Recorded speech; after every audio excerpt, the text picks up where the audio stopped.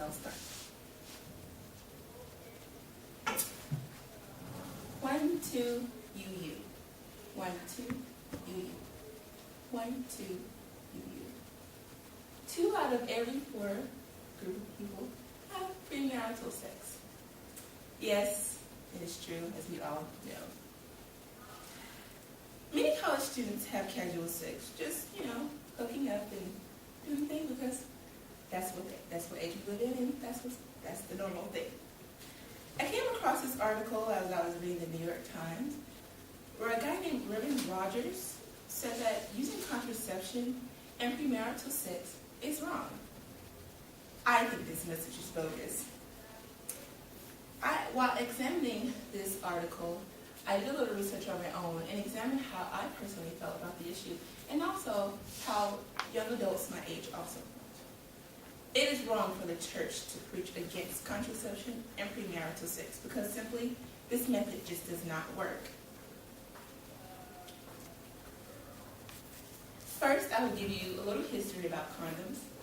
Next, I will give you reasons why the message that the church and often a lot of parents preach just does not work. And secondly, I will provide you with solutions or possible suggestions that will help us solve this issue. According to the Journal of American History, contraception was first framed as a socialist call for general reconstruction of society. Then as a more modern proposal, physicians thought it was a great idea for a mature way of family planning. According to the same source, the frame of contraception shifted from a more pro-vocal and pro-life, pro-choice organization, reformed it, and laws restricting abortion was generally banned. According to researcher Burns, this explains why the early 20th century Catholics moved from a weak and unpopular decision about condoms. Rather than urging from a distinctively Catholic principle, it appeared to wider fears of being sexually and morally loose. For lack of a word. Saving sex for marriage is pretty cool, but it's 2012, and that's just not how things go.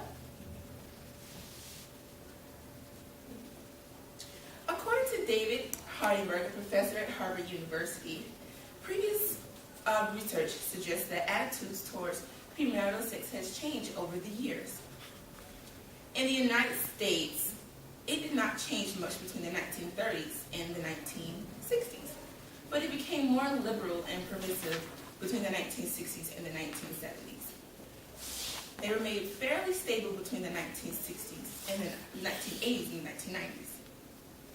According to the same article, 75% of Americans with an opinion about premarital sex changed from not okay to sometimes it's okay. This study shows how the behavior and attitudes of the Americans and most people overall have changed over time because, let's face it, the time 1930s is way different from now, 2012. I know a young lady who was raised in a home where her pastor said, don't have sex or you're going to hell. And her parents always urged her, safe sex before marriage, that's like the right thing to do. But what happened? She had sex at an early age anyway. Why? Because that's what she wanted to do. And instead of the parents facing the fact that young adults are going to have sex if they want to, there's not much really you can do about it, but prepare them for sexual activity.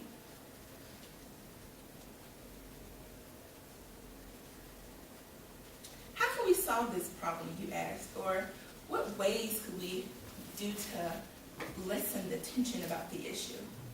Simply talk about it more. According to Kim Dash, an article Access March 17th, in the same Saving Sex for Later article, parents who set a clear and consistent expectation about sex and explain their rules and evaluate their children's sex lives and compare it to their family values tend to have less teens who are sexually active. Because why? They're more informed about the issue. Also, according to Claire Fabier, an author in the Sex Educational Journal, learning to become sexually responsive and accountable equates in delaying intercourse and also limiting sexual activity for long-term monogamous relationships such as marriage. Something that youth who are soon to be less responsible than adults supposedly have to be taught. So, friends, the parents and the pastors and the world telling everyone to wait for sex before marriage, it's a pretty cool idea, but let's be honest, it just doesn't work. In order to solve this problem or lessen the tension that is most likely surrounded by the subject, we just need to talk about it more.